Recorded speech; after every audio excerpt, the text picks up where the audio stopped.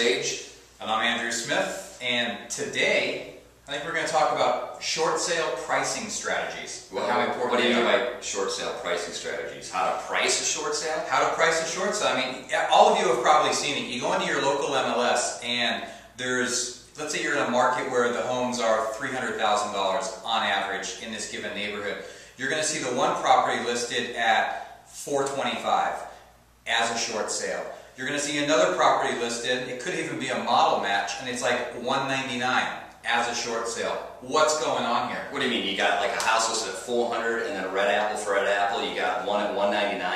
At times, it's ridiculous. You're seeing that in the market? I am seeing that in the market. That's amazing. Who's pricing these properties? That becomes a great question.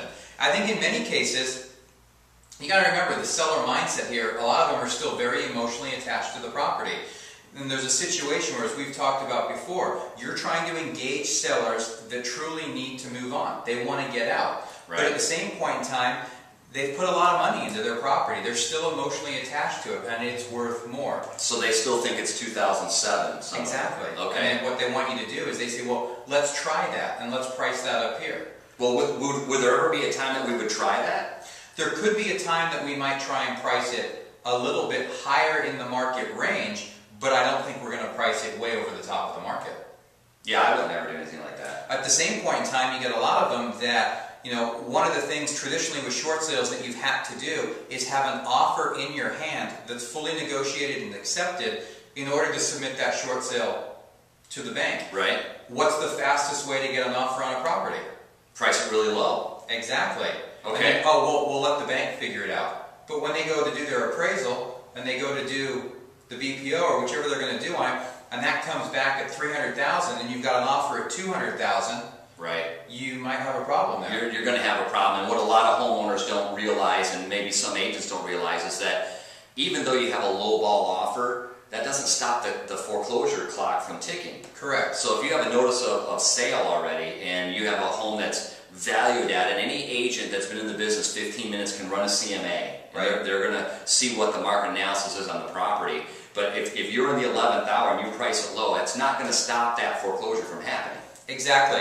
And what will happen in many cases is that the buyer that you've actually attracted, they can only afford $200,000. So when the bank comes back and says, yeah, we're willing to approve this, but the offer needs to be at $300,000, you've lost that buyer, you've lost all of the time, and you are back to square one, and may in fact have cost that homeowner a foreclosure. So on pricing strategies, I think the main point here is you need to do a market analysis to see where this property is worth. Where within that market range you price that property depends upon where these sellers are in relation to the foreclosure clock. If there is no NOD on the property and there's time on their side, then that's fine. You can demonstrate to the bank that you've done everything you can to maximize value, price it a little bit higher in the range, and then do structured price reductions. At the same point in time, if there's a sale date pending and you don't have a lot of time, then you're going to have to price it a little bit lower in the range in order to try and generate that offer, but make sure that you explain to the bank why you've done that. Yeah, and make sure it's still in the range, right? Exactly. Otherwise, the bank are going to look at this, they have an appraisal done,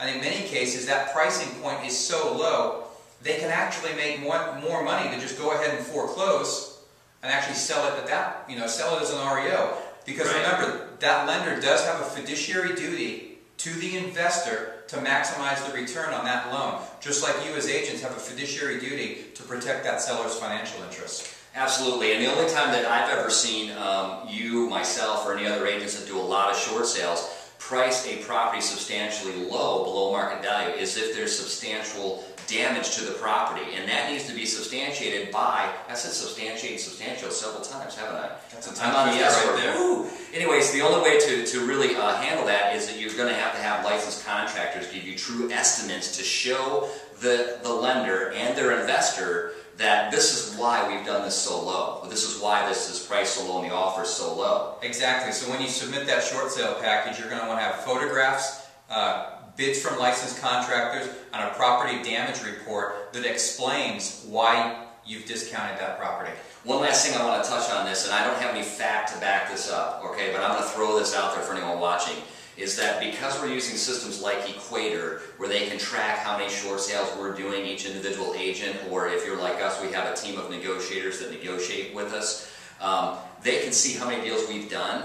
Well, I have to believe that when they see how many successful short sales you've done, and you get someone else that comes in and they see that every one of their deals are priced really low, eventually that's going to catch up to you. I truly believe that the banks are going to go, oh, this is coming in from so-and-so, and every time they submit a short sale package to us, it's 10, 15, 20, 30% below market. And eventually what I think they're going to do is just start pushing them aside. I think they're absolutely going to do that. Yeah. You know, there's no way that those banks are not keeping track of the agents that are submitting short sale offers to them. It's very similar to being an REO agent. You guys are graded, the REO agents are graded on your performance. Correct. I truly believe that as short sale agents, we're being graded. There's no doubt in my mind. When our team, when we have over a 93% success rate, and I don't know the exact numbers, but I can tell you since 1990 I've only lost 3 homes to foreclosure.